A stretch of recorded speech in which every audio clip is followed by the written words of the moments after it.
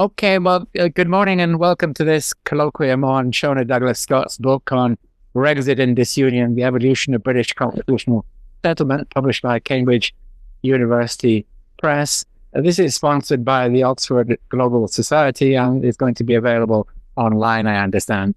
My name is Michael Keating. I'm Emeritus Professor of Politics at the Universities of Aberdeen and Edinburgh. Paul Craig is Emeritus Professor of English at the University of Oxford. And of course, we have Sionaidh herself.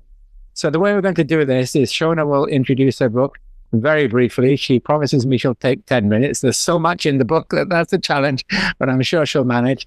Then Paul and myself will make some comments. We'll take any comments from people who are tuned in online. And then I'll ask Sionaidh to respond to what's being said. So Sionaidh, over to you. Okay, well, thank you very, very much to both you and you, Paul, for participating in this. I really appreciate it. I'm going to try and stick within 10 minutes, do my best.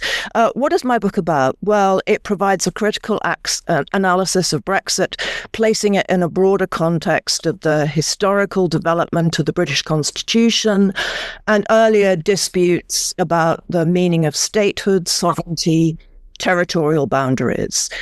Some of the greatest challenges posed by the UK's withdrawal from the EU are those it placed on the British Constitution, which was already unsettled under strain. And I consider those challenges under the general rubric of constitutional inadequacy. So my book investigates that impact, but also I hope to be unique in locating Brexit in the broader context of historically significant British acts of union or disunion, such as the loss of former US colonies, the British Empire, place of Scotland and Ireland in the Union, arguing that these precedents help us understand how a British constitutional identity has been shaped or dismantled by legal concepts of union and sovereignty. So I was also motivated by the realization that ruptures and huge changes to the geographical constitutional scope of the UK are not new. Many of the insights that I gained from investigating earlier disputes as to the meaning of British statehood, sovereignty, territorial boundaries. So my book aims to revisit them, explore the lessons they provide under a general rubric of constitutional amnesia. I'm just going to spend a little time talking about that constitutional amnesia now, and then I'll hand back to Michael and to Paul. So I argued that with Brexit, this wasn't the first time that Britain encountered challenges to its very constitutional identity. So one can look at these past acts of union and disunion, a term used by Linda Colley on her book with that title. So the loss of the British colonies in North America, former British Empire, admission of Scotland and Ireland into the Union, and then the departure of Ireland, possible departure maybe of Scotland, maybe not, and the UK's EU membership since 1973. My argument is that these all provide precedents which help us understand how a British constitutional identity has been shaped or dismantled by law. And there are lessons to be learned from these. Although past examples of constitutional transformations are all too rarely invoked. And although such constitutional amnesia could be a useful shield for obfuscating an unsettling imperial past involving violence, dark acts, and an ugly history of colonialism, nonetheless, there are surely ways to retrieve, re-examine constitutional legacies of empire without falling into an unrealistic, unwholesome nostalgia.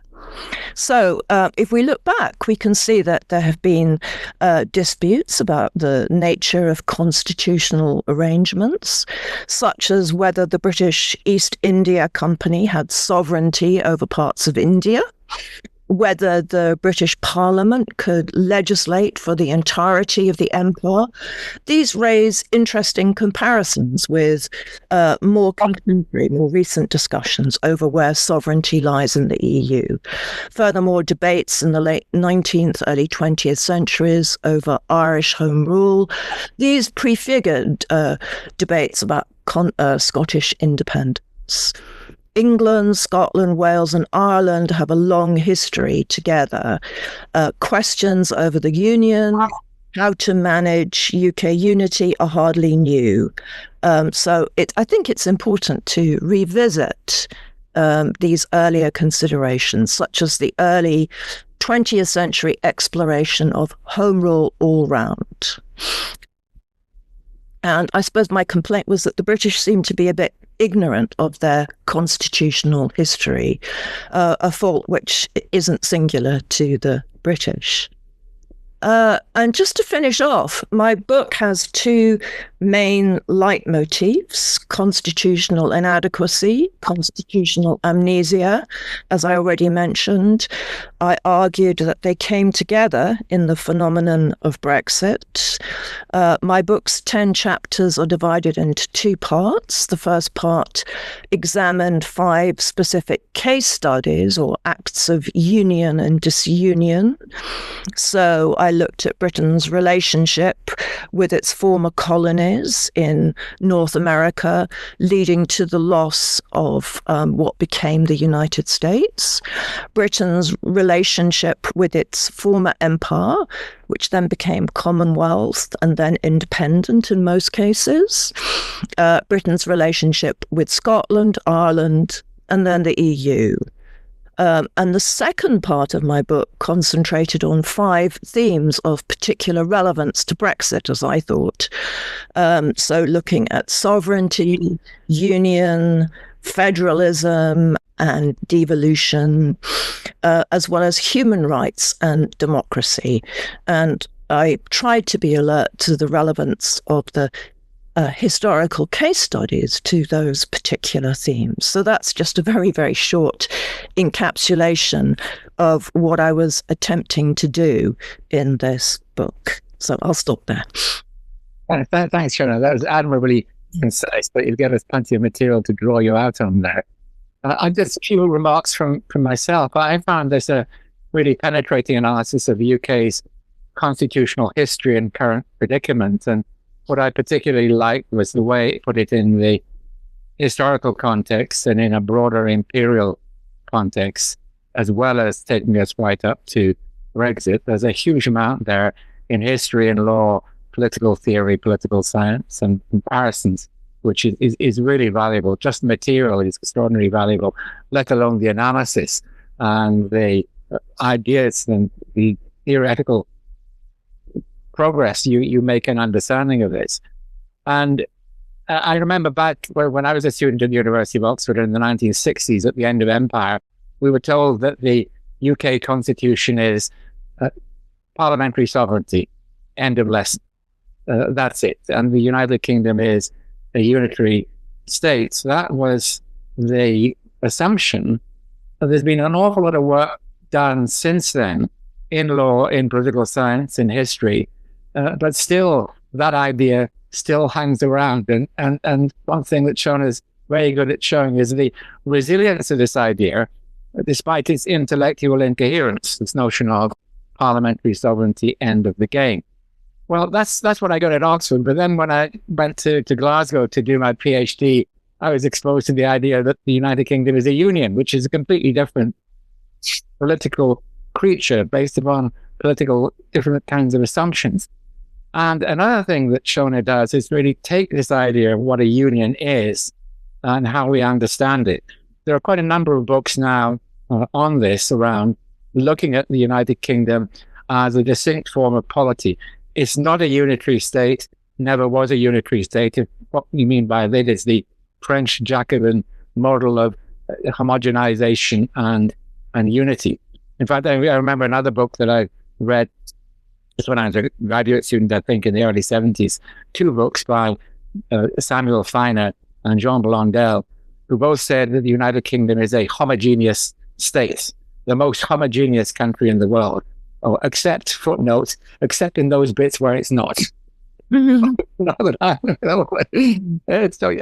I keep on citing that one. But the idea of a union is a very rich one. It opens up all kinds of lines of inquiry. By union, we mean a compound polity composed of different territories which come together historically in various periods of time, but retained some of their traditional rights and developed traditional rights, and are brought together by ideas of contractualism and pactism, confederation, rather than the traditional notions of statehood. It's a notoriously difficult concept because we know sort of what it is, but how do you operationalize that? And how would you convert that into a system of law? That's been the perennial problem of the Union ever since it came into being, with the first Union, with Wales, I suppose, and then the Union of 1603 and the Unions of 1707 and 1801. Another paradox is, and this comes out of Sionaidh's work as well, is that the British have actually been incredibly inventive when it comes to constitutionalism. Extraordinarily inventive, everywhere in the world except the United Kingdom. And they've done unitary states, they've done federalism, they've done confederation, they've done conciliation, they've done absolutely a lot of associated statehood, you name it, crown dependencies, they're all there. But there's this blind spot at home, the inability to think through constitutionalism at home, which is worth really giving some attention to and thinking why that should be, and why we come back to this notion of parliamentary sovereignty. But what we got in the United Kingdom was a curious combination of recognition of the plurinational nature of the polity. That is, Scotland is a nation, sure, Ireland is, Wales is, England, and so on. We have our own flags, and people in Spain are always asking me, what law is it? What constitutional provision is it that allows us to have our own football team in Scotland? Let's say it's not. It was actually to do with railway timetables in the 19th century and the difficulty of getting Scottish and English teams together. So we have all this kind of symbolic recognition, which would be unthinkable in Spain, certainly in France, combined with the notion that power belongs to the centre. So at this juncture between recognition of the cultural and sociological diversity of the place and power, which ultimately comes back to the centre. And that contradiction was always there. Similarly, the different understandings of the Constitution have always been there, but it has been the Westminster one that has prevailed, generally speaking, and it's the Westminster one that has guided understandings about where power lies. But then along comes devolution, which was a way of trying to square these circles. It had been on the go for about 120 years before it finally arrives, right at the end of the 20th century, in trying to combine these different notions of the statehood.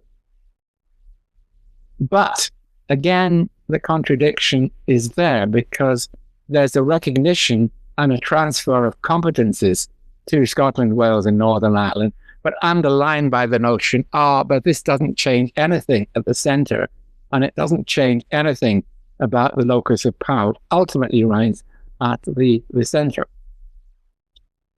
Well, there was an optimistic reading of devolution and a pessimistic reading of devolution. And the pessimistic reading was, well, it doesn't really change anything because Westminster sovereignty is still there. Every single Home Rule bill there has been since the 19th century has had a clause in it saying none of this changes the supremacy of the Westminster Parliament, except for the 1978 Scotland Act, which I was studying at the time, which did have a supremacy clause in, but it was voted down by a combination of Scottish nationalists and English unionists. The Scottish nationalists said, we don't want such a clause. And the English unionists said, if we have such a clause, it implies that parliamentary supremacy is the product of statute, and it's not, it's axiomatic. So from opposite sides, they agreed on striking it down. But apart from that, there's been these clauses in there about parliamentary sovereignty, and we've never really known what they actually meant. But the more optimistic reading of devolution was that it did really open up the Constitution in creative ways it did and recognize institutionally the plurinational nature of the state, and coinciding with British membership of the European Union, it opened the way to a genuine sharing of authority, a genuine sense, if not having a federation, of federalizing notions, the division of power coming into the Constitution. So some of us used to deplore the old British Constitution as being archaic, and we've got the monarchy and the House of Lords and so on, and looked for a written constitution. But what I thought was particularly promising about the 1999 settlement, and this just occurred to me when I was giving a lecture one day, is that we've gone from an archaic pre-modern constitution to a post-modern constitution without getting stuck in the trap of the modern constitution, the modern state form. And I thought, that's fantastic.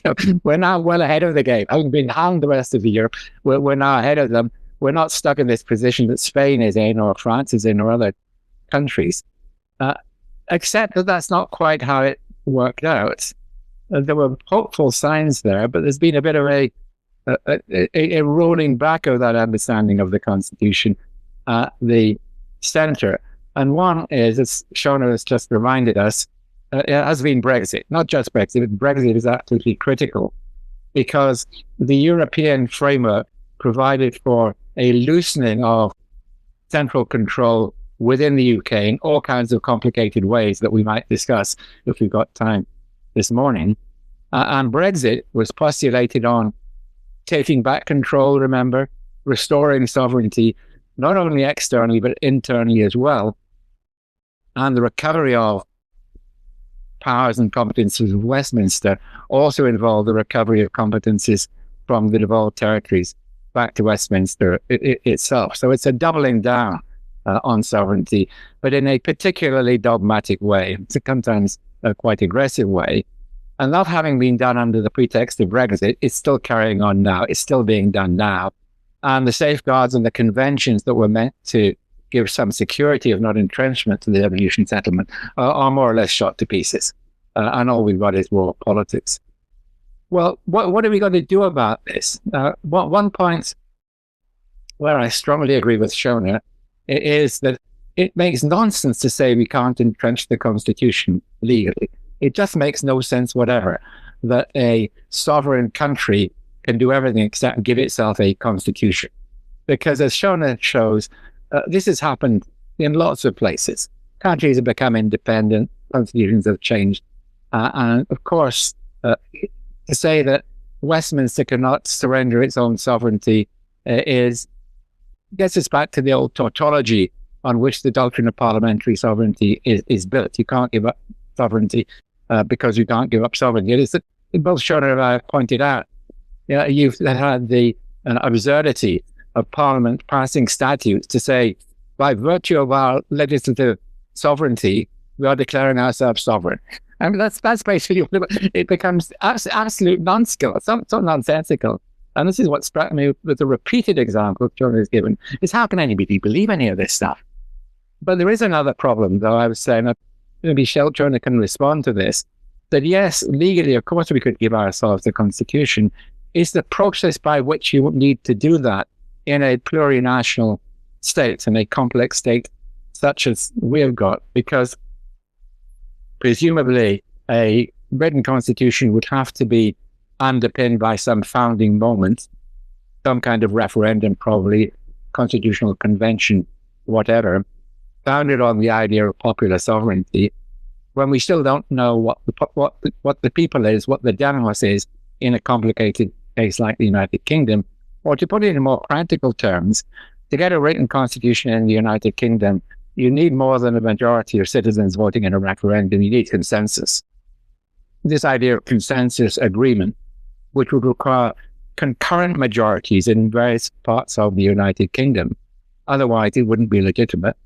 And that would be very difficult to attain, because it would require Scottish nationalists to say, yes, we agree that we're part of the United Kingdom, and surrender their notion of becoming independent, or else the whole mechanism, the whole array of secession mechanisms, which would be very difficult to envisage.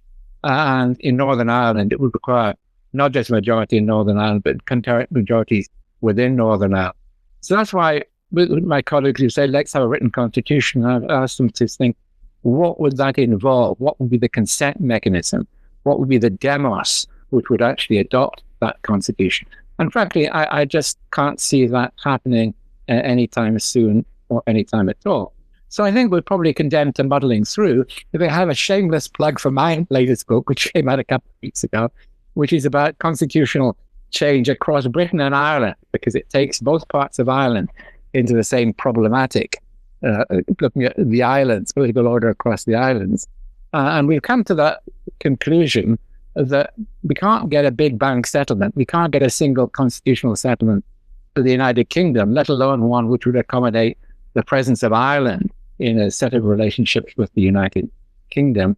We probably have to muddle through, but that doesn't mean that we can just muddle through aimlessly. We need to think seriously about the principles that underlie our state, principles of consent, principles of consensus. Think about those and think about the nature of the union and the unions and the different form the union takes. The where I'd strongly agree with Sionaidh is we haven't got that thinking at the moment. We do need to have it. And it's very worrying that we're falling back on the crudest kind of Dyson parliamentary sovereignty just at a time when we need more thinking. So I think Sionaidh has made a tremendous contribution to that new thinking, and I look forward to hearing more from him. Right. Paul, could I hand over to you just now? Yeah. Michael, thank you very much. And Sionaidh, thank you very much. So let me begin by echoing what Michael had said. I think this is a really valuable and important book, and I think it should be read widely.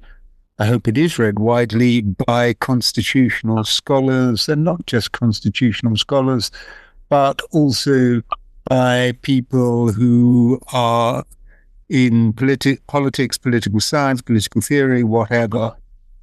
Because I think it is an important contribution, and I think that it's saying important things. So let me say also that I think that Sionaidh's structure for the book, where we have constitutional inadequacy and constitutional amnesia as the two leitmotifs, as Sionaidh put it, I think that's valid, and I think it's helpful. And I think that the division within the book with the 5 by 5, if I can put it that way, the 5 case studies of historical circumstance with Scotland, Ireland, the loss of the American colonies, empire, the EU, etc. On the one hand, and then the balanced by the, as it were, conceptual analysis or more normative analysis, looking at respectively key issues such as sovereignty, such as union, disunion, such as rights, which forms the second part of the book. I think that all works well, and I think it is a contribution, a valuable contribution, as I said earlier. And I think in particular, the very fact that it does broaden the perspective and the horizon of traditional constitutional debates about these issues is very valuable. The debates are very English, as Sionaidh emphasizes, and as Michael emphasized as well. It's very much an English focus. And I think that the average scholar, let alone the average student, has scant understanding of the richness and diversity of our constitutional history and indeed our constitutional present. And as Sionaidh emphasizes, I think that there is a much richer tableau of information and of constitutional concepts which inform our past, including a rich tableau of information about unions, and Sionaidh was absolutely right to stress that it's not union single. There are multiple unions or different kinds of unions at play within the United Kingdom, both at present and as historically conceived. So I think that this is a valuable and important contribution to scholarship in this area. Let me make then a couple of comments about the certain aspects of the argument within the time of it. One is just picking and choosing, as it were. But there are a couple of comments about central aspects of the argument. First of all, about sovereignty, because although it's one chapter in part 2, it really informs the whole discussion and casts a shadow over the whole discussion. So a couple of thoughts and comments about this. So I think on the one hand, there's much that I agree with about in the discussion of sovereignty. But I do think we need to just also take a little bit of stock here in two senses. One is that viewed historically, and then given that we do have a historical theme here in the whole book, I think it's important to take cognizance of that. The historical discussion of sovereignty, whether one agrees with the outcome or not, was a bit richer, I think, in certain respects. So when you get the Blackstonian conclusion about sovereignty and about the quote that everyone quotes, it's important to recollect or remember that that quote comes at the end of a long and detailed, 30-page detailed chapter by Blackstone, in which he gives an account of why he believes that Parliament should be sovereign. Now, in fact, why it should have these untrammeled powers. And it was an account which was Republican with a small r and nothing to do with the present incumbent of the White House. It was a Republican vision of balanced constitutionalism, where and Blackstone goes to great lengths to describe what the balanced constitutionalism entails in the 18th century, where the workings of Parliament are dependent upon the conjunction of King, Lords, and Commons, which represent different estates and balance one against the other. And it's absolutely clear, explicitly clear from Blackstone's account, that he is only willing to ascribe the all-embracing sovereignty to the Parliament because it operates in this balanced constitutionalist fashion. And he makes very clear that if it didn't, then it would be the epitome of tyranny. And that's his word, not mine. And actually, I think there was much to be said in terms of historical veracity. There's much to be said for the Blackstonian account, viewed against the reality of history in the 18th century. The Lords still had really significant power. The monarch still had really significant power. The Commons was not the dominant force that it has since become, etc., etc. And they did counter and balance each other. And that's actually borne out by quite a lot of historical scholarship. So that's kind of one point. And again, fast forwarding, I don't want to take up too much time, but fast forwarding to kind of the Disunion account, in Sionaidh's book, there are sort of two different stories about the Disunion account. One is, quote, epitomized by a quote from Brian Simpson, who I have great respect for, but on this I disagreed, because Simpson says, that Dicey propounds this notion of parliamentary sovereignty and doesn't provide a jot of evidence to support it. I think that's a quote from Simpson in Sionaidh's book. And actually that doesn't do justice to what he actually wrote in the Law of the Constitution. In the Law of the Constitution, he gives a contestable but nonetheless fairly detailed empirical account about why he believes that Parliament is sovereign. And this empirical account takes the form of Dicey looking at history and saying, look, Parliament did this and this and this and this. It extended its term of years. It did this and this and this and this. No one has ever doubted that those were laws.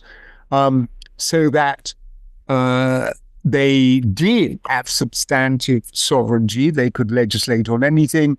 And then that empirical account is then complemented by further analysis in which Dicey says no one stopped them. The courts did not exercise powers of constitutional review, no matter what Cook might or might not have meant in Dr. Bonham's case. It didn't happen. Okay, so to be fair to Dicey, he is actually providing empirical evidence, and actually, again, to be fair to Dicey, though I think in this respect the argument never worked, he does provide a normative justification, and that normative justification is this bottom-up view of what I called in other writing self-correcting majoritarian democracy, where his argument is explicitly and in detail this argument that, well, we don't have to worry about Parliament having this overweening power or this very extensive power because the people vote for the MPs control the executive, and because we get this bottom-up flow, then Parliament is never going to legislate against the interests of the people who are its masters, as it were, in this bottom-up sense. Now, it's almost certain that sense of self-correcting majoritarian democracy never worked even at the time he was writing in the 19th century, and it sure doesn't work now. Okay, so that's kind of one point I wanted to make about the background history. The other point about, I think, parliamentary sovereignty, which I think is relevant here, is that, and this chimes with a number of important points that Sionaidh makes. Look, the view that I've always taken, because I think it's the correct theoretical view, is that when you're looking at the foundation for parliamentary sovereignty, you conceptualize it in the way that drawing on Hart's work, Herbert Hart, and Kelson, if you want to put it in Kelsenian terms. It's the ultimate legal principle of rule of recognition, which sits at the top of the legal system and the political system. And it's founded, you can't go higher, and it's founded, as Hart would acknowledge, on social acceptance. So, given that is so, it's always felt to me that social acceptance can change. So, if you want to say at present that the present version of the rule of recognition is Parliament can do anything it likes by simple majority, so no substantive limit, no procedural limit, fine. But that is not an a priori given, and it's never been an a priori given. So in that sense, the way I always thought about our membership of the EU, for example, while we were members, is that, in effect, during that period, subject to a qualification I'll make in a moment, in effect, during that period, what we had was a modification of the top rule of the system. we had a modification whereby the top rule of the system continued to say Parliament can do anything it likes by simple majority, no substantive limit, no procedural limit, except in the area covered by EU law, where it has been acknowledged and accepted by the people who work the system in the UK that in the event of a clash, EU law will take predominance over UK law.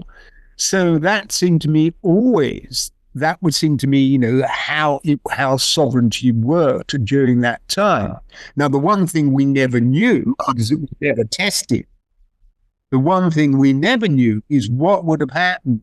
What would the courts have done in a post-factum world if Parliament, while we were still in the EU, had said unequivocally and expressly, we are disavowing Directive XYZ of 2016. We are expressly not conforming to it, but we're staying in the EU. What the UK courts would have said in those circumstances, we never know, because it didn't happen. But subject to that, we could work with the idea that the rule of recognition had been modified in the way that I've articulated, and in the way that Sionaidh articulates, and Nick Barber articulates as well. But the broader story from this is that if you're then standing back from Brexit itself, it does seem to me that in principle, there's nothing I can see to stop the ultimate legal principle of rule of recognition being modified in other respects as well.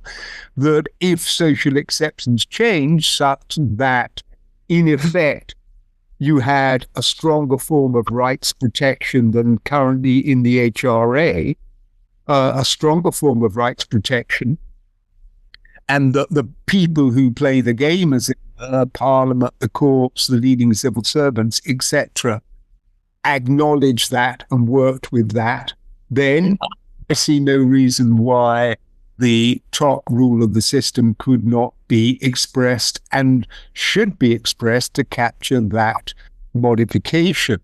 And that could equally be true in relation to, as a matter of principle, in relation to other issues.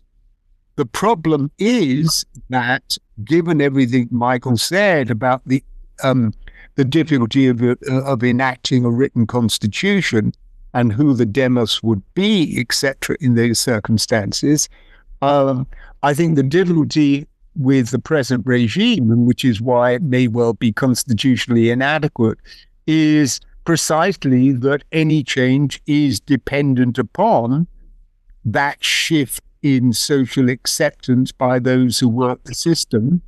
And it's difficult, say, for a major change like joining the EU, it's difficult to see where the change in that social acceptance is going to be evidenced from. Not impossible, but difficult in the circumstances. I think I've talked for long enough. I'm very happy to talk longer, but I think I've talked for long enough given the limits of time. So let me pause there. Back to you, Michael, as convener. Thanks, Paul. We have another few people online. We've got about a quarter of an hour altogether left. I do want to give Sionaidh plenty of time to respond.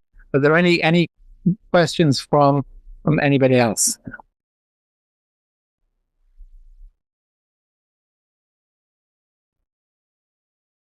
No? Okay then. Yeah, I'm just gonna get a word in response to Paul, but then I'll bring Sionaidh in. What you say is absolutely right, Paul. There have been different understandings of sovereignty historically. Dicey himself keeps on changing his mind. But what ironically seems to be happening at the moment is the falling back on this absolute crude Diceyism. That's what's really extraordinary, given that there is always historical material to work on. And then Dicey himself does say that somehow parliamentary sovereignty, well, first of all, he says it doesn't need a normative or historical justification. When forced back then, what is a parliamentary sovereignty, then say, yes, the normative justification is that it is a surrogate for popular sovereignty, and the historical justification is it's always been there.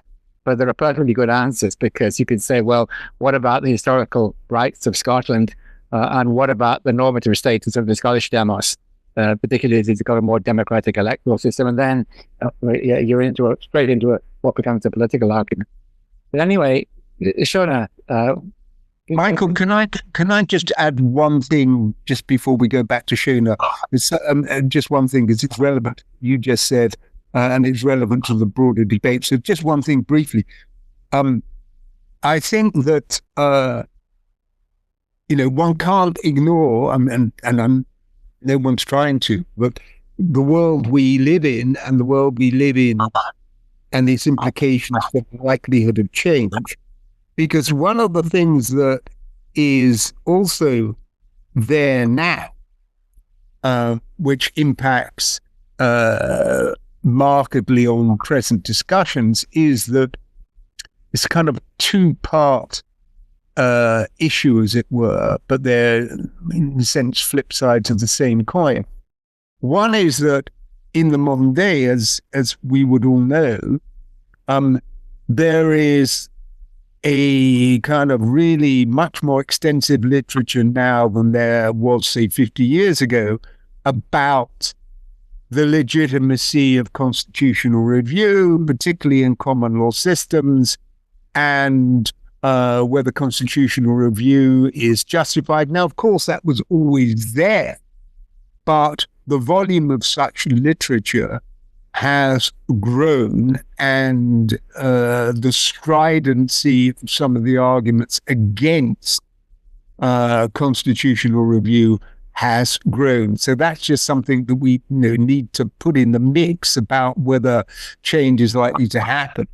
And that's gone hand in hand with a pretty vibrant growth certainly in legal circles, of political constitutionalist thought, which is strongly against or strongly wedded to the status quo in the sense of legislative supremacy and parliamentary sovereignty, and pretty strongly against external constraints. So I just think that needs to be taken into account in the intellectual and normative frame, and also in the pragmatic frame about whether change is likely in the foreseeable future. Thank you. Okay, Sionaidh. Okay, well, thank you both very much for such incredibly considered comments and the depth of your interest that you've shown. I'm going to respond in turn. So starting with Michael, and the concern for the problem of the demos in seeking to reach a new constitutional settlement.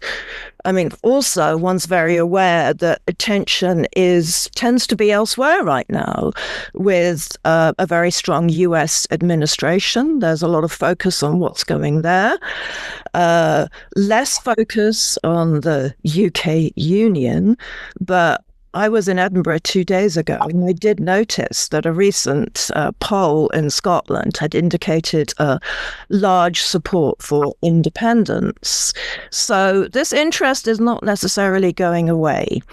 The more I've thought about this question of a UK constitution and what can we do, what is the process, the more I've thought, well, what about the possibility of some sort of partial entrenchment? Because we've been through this process before of trying to think about a UK constitutional settlement. It happened in the UK Parliament 20 years ago, and a huge amount of work went into this, and nothing much happened. So would it be really so difficult to have some sort of partial entrenchment of really, really important interests such as human rights? Paul talked about the Human Rights Act and whether there could be some sort of recalibration of what is going on there. But even if there weren't to be any major redrafting of the Human Rights Act, would there be a possibility for entrenching that? Devolution comes to mind as another possible area of entrenchment. Now, I know at the time of the Scotland Act 2016, when it came to the permanency of the Scottish Parliament, Sewell being inserted into legislation, that evidence was taken and people said, well, there is no way that you can entrench that. But going back to Paul's point, we achieved some sort of semi-entrenchment, whatever you want to call it, with the European Communities Act and Britain's membership of the EU, because there was some sort of change in the public consensus. Going back to Nick Barber's very influential article on parliamentary sovereignty, would that not be possible again? So that might be one way of trying to reach this without going through some full-blown constitutional convention and agonizing over who is the demos right now at a difficult time in contemporary politics when maybe there is, maybe there isn't an appetite for this. So that would be my response to you.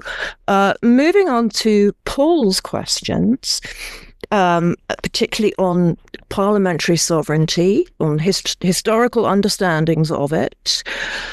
I think that the way I approach parliamentary sovereignty, I mean, I had a chapter on sovereignty, but a lot of what I discussed was in my case studies. And one thing I learned from the American case study was that there was a lot of debate going on in the 18th century.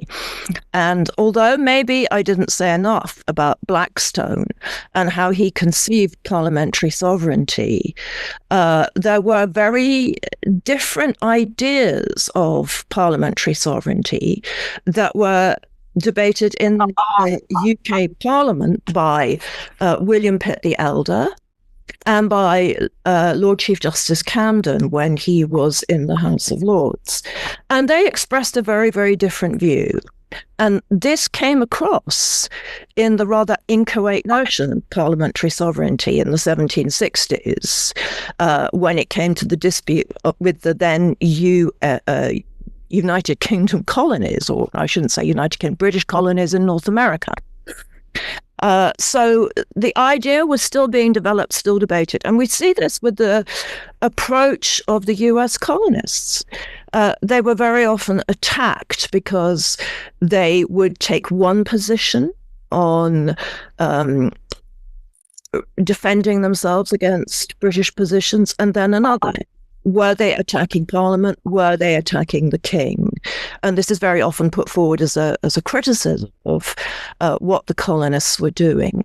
And I think this can be seen partly in turn as a general ambiguity in the concept of parliamentary sovereignty. It hadn't been worked out fully in Britain itself. Blackstone has a far more ambiguous, delineated view than the rather crude, one-phrase quotes allow for, as Paul mentioned. So if we look more at the debates at the time, what was going on, what the colonists were saying, we can see that this notion of parliamentary sovereignty had not been worked out clearly at all.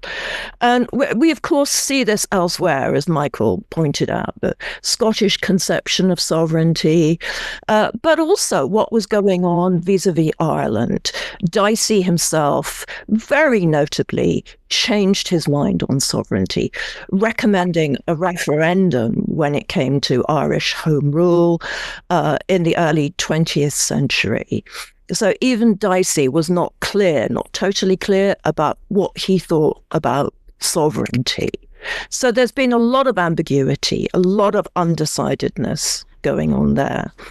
And I think we should be aware of that now, because in the Brexit debates, the Supreme Court decided these two very high-profile cases, Miller. And in each case, what it did was to defend parliamentary sovereignty against a strong executive potential overreach, an attempt for executive sovereignty in terms of what the government could do when it came to leaving the EU. Could it do that by prerogative alone? And secondly, when it came to proroguing Parliament.